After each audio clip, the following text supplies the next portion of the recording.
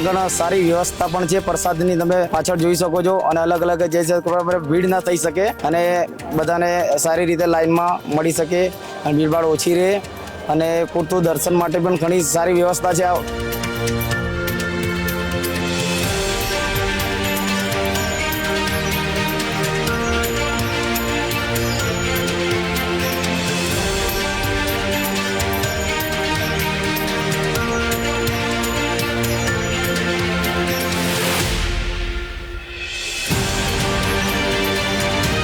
પોલીસનો પૂરો સરકાર છે, કોઈ તકલીફ નથી, ગાડીઓમાં બી આવવામાં કોઈ તકલીફ નથી.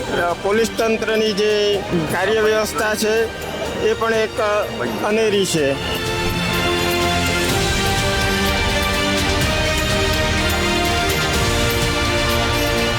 મારી ધર્મપત્નીને જરા ઉલટી અને ચક્કરની તકલીફ થઈ અને ફળીવાડી મેડિકલ કેમ્પમાં આવ્યા અને ત્યાં ડૉક્ટર દ્વારા અમને સારો એવો સપોર્ટ મળ્યો અને સારી એવી દવા કરી અને એમાં આરામ થઈ ગયો.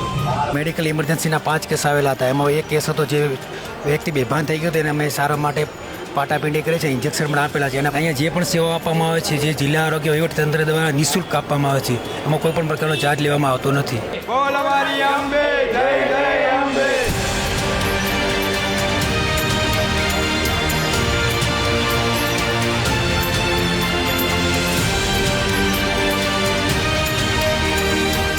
વર્ષથી પગપાળા સંઘ લઈને આવીએ છીએ.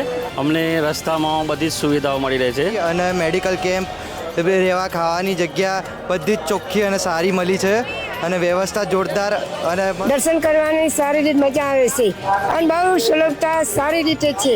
યાત્રાધામ વિકાસવાળાનો બહુ આભાર કહેવાય કે આટલી બધી પબ્લિકને કંટ્રોલ કરી શકે છે.